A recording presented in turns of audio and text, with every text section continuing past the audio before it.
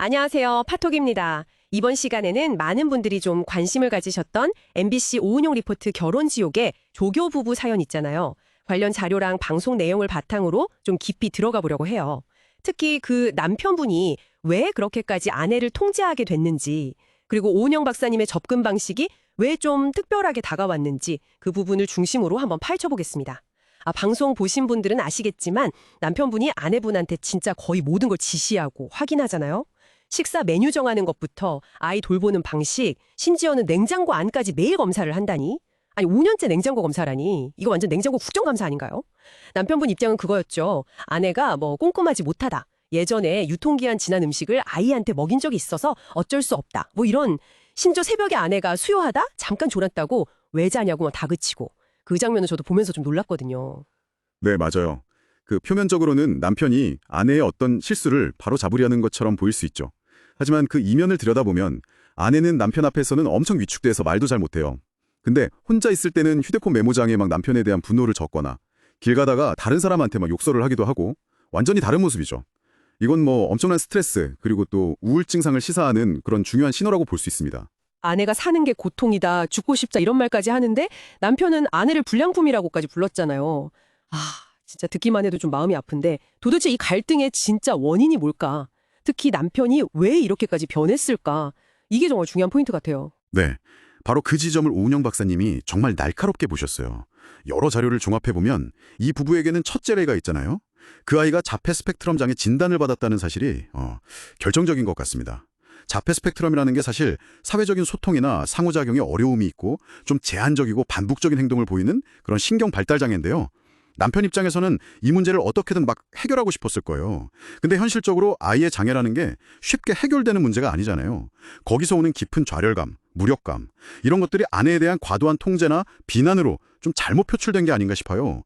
아이를 바보라고 부르는 그 거친 말 속에도 사실은 내가 아빠로서 해줄 수 있는 게 이것밖에 없나? 하는 어떤 슬픔, 두려움 같은 게 숨어 있었던 거죠. 맞아요. 남편이 자기 속마음 이야기하면서 눈물 흘리는 장면, 거기서 그동안 행동 뒤에 숨겨진 고통 같은 게 좀 느껴지더라고요. 근데 또 남편분 음주 문제도 엄청 심각했잖아요. 아기가 아빠 술잔에 입을 대는 그런 아찔한 장면까지 나오고. 네, 바로 거기서 오은영 박사님의 어떤 인간적인 면모와 전문성이 드러나는 것 같아요. 남편의 그 좌절감, 고통 이런 걸 깊이 공감해주면서도 동시에 그의 잘못된 행동 방식들 있잖아요. 막말이나 통제, 위험한 음주 같은 거 이런 것들이 아내 우울증을 더 심하게 만들고 관계 자체를 망가뜨린다는 점을 아주 단호하게 지적하셨죠. 특히 우울증은 이게 의지의 문제가 아니다. 치료가 필요한 질병이다. 이걸 강조하면서 남편의 인식을 바꾸려고 노력하신 점 그게 참 인상 깊었습니다. 그래서 딱 구체적인 금지령까지 내리셨잖아요. 아내한테 막말하거나 무시하지 말 것, 그리고 술찬 금지. 술 마실 에너지 그거 가족한테 쏘더라고. 아주 따끔했죠. 네, 맞아요. 그리고 부부 모두에게 첫째 아이의 그 자폐 스펙트럼 장애에 대해서 제대로 공부하고 전문가랑 꾸준히 상의하라고 하셨죠. 또 아이 실종 방지를 위한 정보 등록이라든지 옷에 연락처 새기는 거 이런 실질적인 노력을 같이 하라고 조언하셨고요. 어떻게 보면 문제 해결에만 막 집착하면서 아내를 다그쳤던 남편에게 정말 필요했던 건 아내에 대한 공감 그리고 아이를 위한 구체적인 행동이었던 셈이죠. 결국 오 박사님의 그런 진심 어린 조언과 분석 덕분에 남편이 눈물로 아내에게 사과하고 아내도 그걸 받아들이면서 서로 노력하기로 약속하는 모습으로 마무리가 됐죠. 방송 끝나고도 계속 부부를 도왔다는 이야기도 있더라고요. 참 감동적이었어요. 네, 이 부부 이야기가 우리가 통제할 수 없는 어떤 문제 앞에서 느끼는 그 좌절감 있잖아요.